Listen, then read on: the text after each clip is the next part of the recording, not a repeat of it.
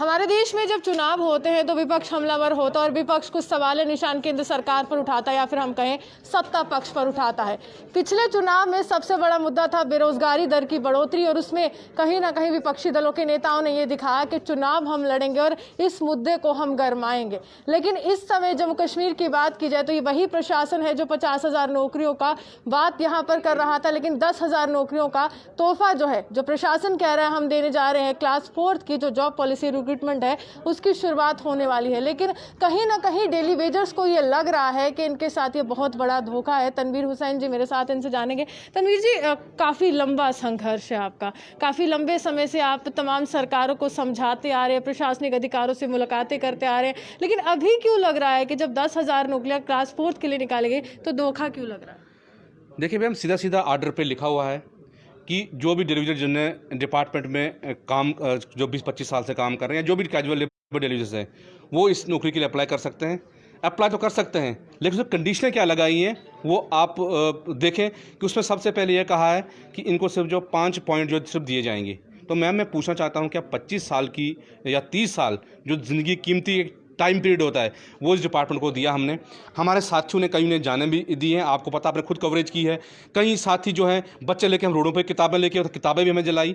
तो आज क्या सिर्फ 5 पॉइंट के लिए डिलीवरीज का एक उसको समित किया गया है?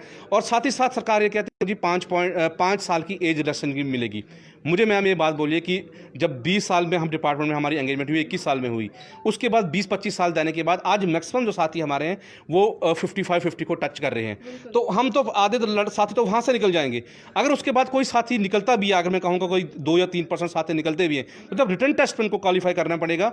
मुझे मैम एक बात बोलिए कि जम्मू कश्मीर में जिस वक्त जो अनएम्प्लॉयमेंट का ग्राफ है बहुत बड़ा है, यहाँ एमए वाला भी फॉर्म लगाएगा, यहाँ पे एमएड वाला भी फॉर्म लगाएगा। तो एक डिलीवरी बेचारा जो 8th पास है, जो कम क्वालिफिकेशन या बिल्कुल अनपढ़ है, जिसको पेन भी पकड़ना नहीं आता है, क्या वो टेस्ट को क्वालिफाई कर पाएगा? एक तो ये बात। दूसरी ये बात कि यहाँ रामबन डिस्ट्रिक्ट या डोडा डिस्ट्रिक्ट को जम्मू के लड़के के साथ कंपेयर कर सकता है। यहाँ के जो एमएड जो एमएससी जो क्वालिफाइड है उसको हम कहाँ तक मतलब कंपेयर कर पाएंगे? तो सीधी जो आप कह रहे हैं कि वो कंपैटिबिलिटी का गैप है, एजुकेशन का गैप है, फैसिलिटीज का गैप है। बिल्कुल ये गैप है। हाँ, अगर सरकार ये कहती कि जो हमें डिलीवरीज के लिए अलग स्पेशल कोटा रखा है, चाहे वो 50,000 में से पहले फेस में हमें 10,000 देते, 5,000 देते, लेकिन स्पेशल कोटा डिलीवरीज के लिए होता तो हम बात मानते। लेकिन ये अपने सर से बला टालने वाली ऐसी बात है। लेकिन इतनी आसानी से हम सरकार को ये नई जॉब पॉलिसी रिक्रूटमेंट इसकी शुरुआत की गई है। आप मुझे बताइए, आपको कितनी देर हो गई संघर्ष करते हुए? आप सैलरीज की मांग कर रहे थे, आप रेगुलाइजेशन की मांग करते थे, उसका क्या हुआ? देखिए मैम, उसका मैं आपको कहूँगा, अभी पीछे ईद निकली तो हमारे कई साथियों को जो सैलरी नहीं दी गई, उसमें कुछ कभी 12 वोचर का इशू निकाल रहे हैं, कभी 6 वोचर का इशू निकाल रहे हैं। जब सरकार ये बोल रही है कि 17/3/2015 में कंप्लीट बैन लग चुका है, बैन के बाद कोई भी एंगेजमेंट नहीं होगी, हम उनके साथ है, ठीक है। जो बैन से पहले लगे हैं, सरकार खुद कहती है, एक साइड सरकार ये बोलती है कि हमने बैन लगाया है और उससे पहले लोगों को इलीगल माना जाएगा।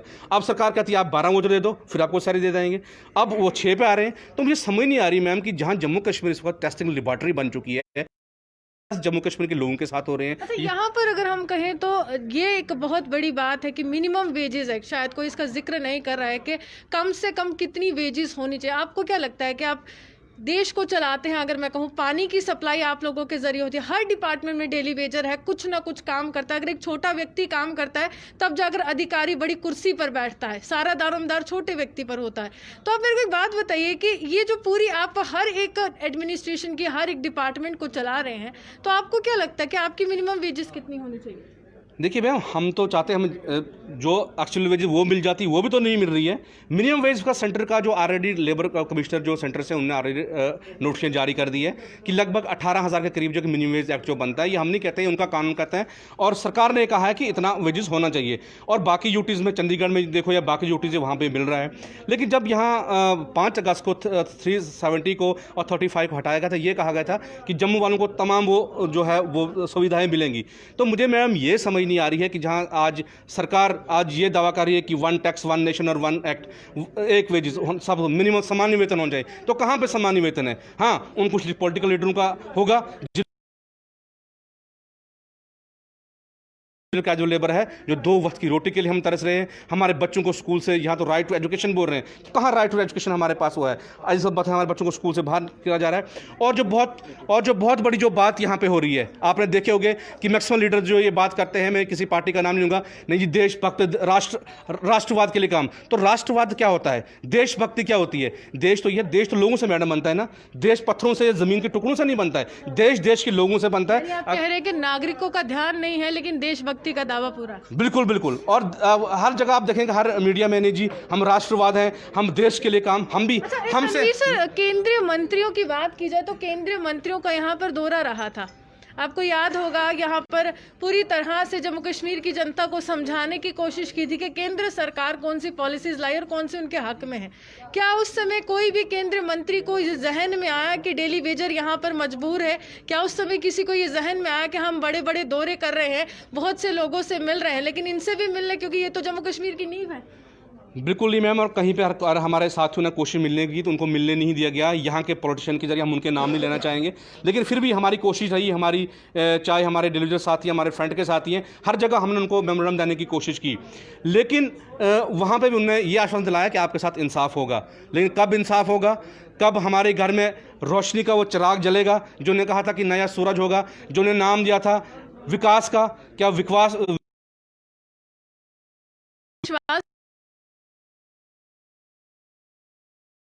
तो आप देख ही रहे हैं जम्मू कश्मीर के यूथ का क्या विकास हो रहा है, ये तो आप सारे सोशल मीडिया में खुद आप बेस्ट जानते हैं।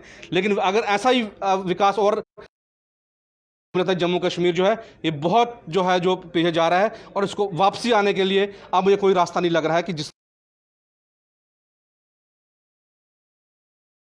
जम्मू कश्मीर के यूथ और यहाँ के एम्प्लॉयज़ के साथ जो खिलवाड़ हो रहा है, मुझे लगता है कि ऐसा कोई नारा या ऐसा कोई यहाँ पे जिन पॉलिटिकल लीडर ने नारा दिया था कि जम्मू के साथ जो इंसाफ होगा, मुझे वो कहीं इंसाफ की जो है स्थिति कहीं दूर नज़र नहीं आ रही है। साफ तौर पर जम्मू कश्मीर का प्रशासन, या फिर मैं कहूँ जम्मू कश्मीर से ताल्लुक़ रखने वाले वो तमाम नेता जो भाजपा से ताल्लुक़ रखते हैं, कांग्रेस से ताल्लुक़ रखते हैं, समय समय पर जब चुनाव आते हैं तो यही कहते हैं कि हम तस्वीर बदल देंगे, हम इस केंद्र शासित प्रदेश की तस्वीर बदलेंगे, लोगों को समझाएंगे कि आखिरकार सियासत क्या होती है।